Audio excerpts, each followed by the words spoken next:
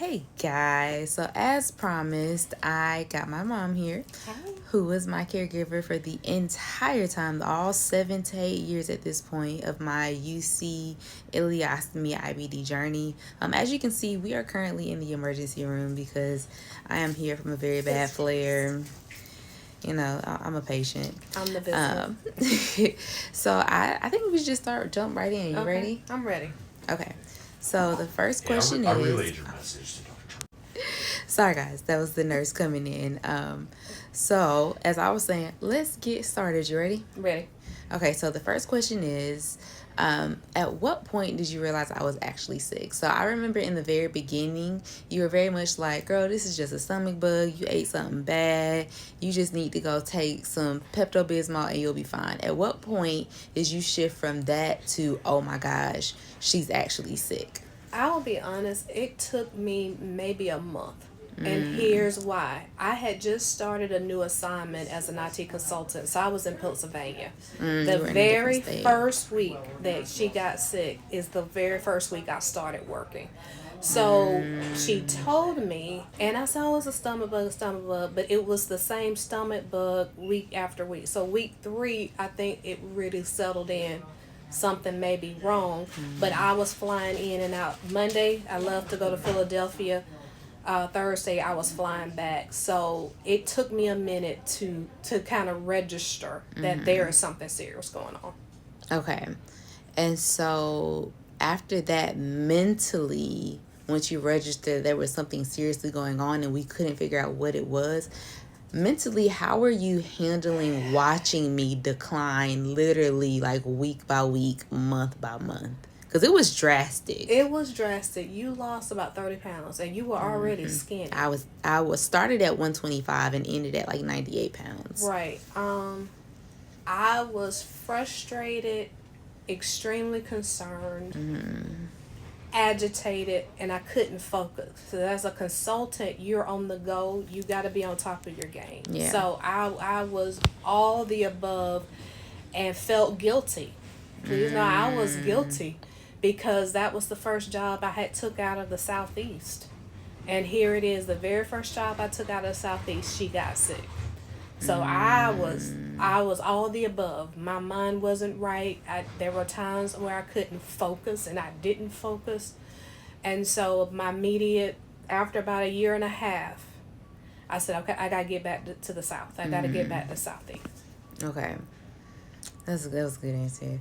So in the beginning, I don't know if you remember, but my entire childhood, my mother was a tough love kind of mama. She was very much you gotta run Gen into the Xer. brick wall sometimes to learn your lesson, and I'm gonna watch you do it. And so I remember in the beginning, we bumped heads a lot as far as what being a caretaker looked like for you, because for you it was always tough love. You gotta put up with it, you gotta do what you gotta do, and that's not necessarily how I received it. So how did you learn and adjust to be a caregiver that I was able to receive? Well, first, you're right. I mean, I was raised by boomers. My bonus dad was a Vietnam veteran and will cuss you out in love. He did. That tough love is in our blood. Right. So for me, it was, Taylor, we'll just deal with it. You know, we'll deal with it. Try to suppress. Don't keep saying it out loud because that makes it worse. That's the generation that raised me. And it wasn't until I think you lashed out at me. I think you had to literally lash out at me, and I had to shut my mouth. I remember that we got 2 years. And I think that was the first time I had ever had an emotional outburst with you, because you had been so tough love my whole life. I had sort of just sat back and accepted it and knew it. I think that was the very first time I ever emotionally just had an outburst with you. And please know that was the best thing. That was the best thing. That's when I realized, okay, let me just shut up and look. Let me just shut up and look. And whatever you were feeling, I needed to feed into that. And it wasn't even Okay. I forgot where we were. I don't know. Um, Oh, you lashed out at me. Yes, and then you stopped and you listened and you watched to see what I needed as opposed to what you thought I needed. Right. So you kind of became an observer more than just an authoritative figure. Correct. Which was super helpful. Because one, it was about you. It was, I was the caretaker, but it was totally about you, and this was new to both of us. Oh, yeah. Okay.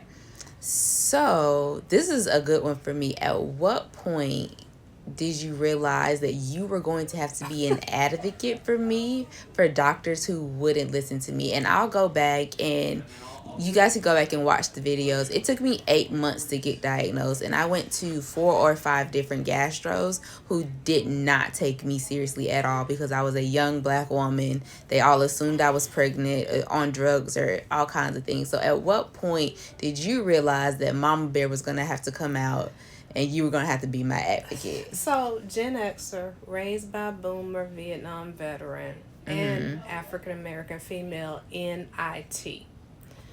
I have a very strong personality anyway, and so when I realized I had to default to how her feelings, I had to diminish me in that personality.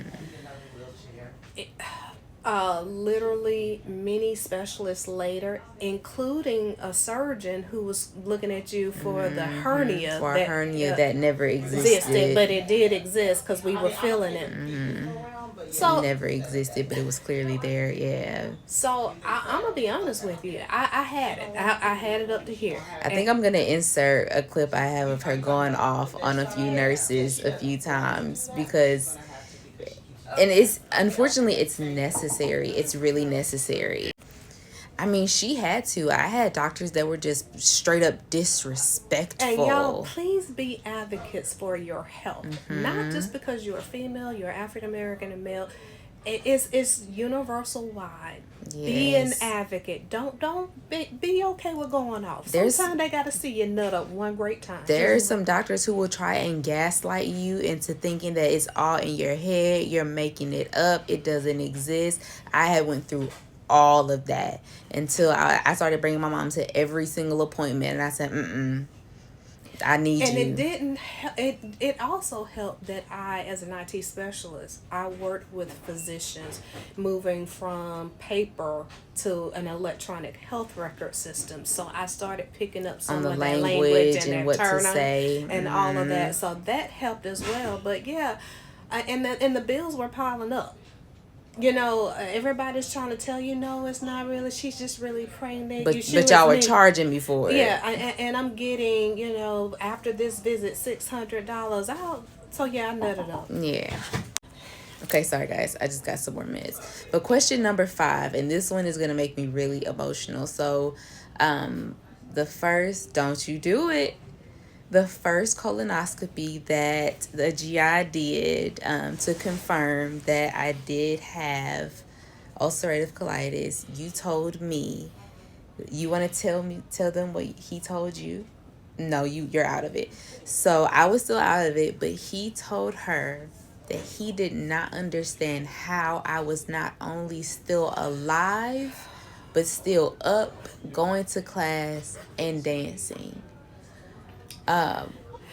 What was your response to that? Like, how did you...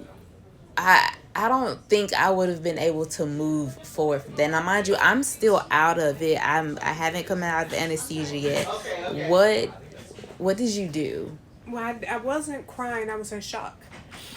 Because my baby was 21 and 22 years old. So to have a doctor tell her that had we not intervened and did what we needed to do, that I would not be here anymore. Her organs was going to start shutting down. He told me that with the creatine levels in my bladder were at the point where they were shutting down. My liver was shutting down. I mean, there was a lot. So yeah, I was shocked. And it took me a few weeks, many weeks, to realize that my baby was not going to be here. And I knew then that I needed to be all advocate for Taylor and to the doctors, and to really focus and take this seriously. Okay.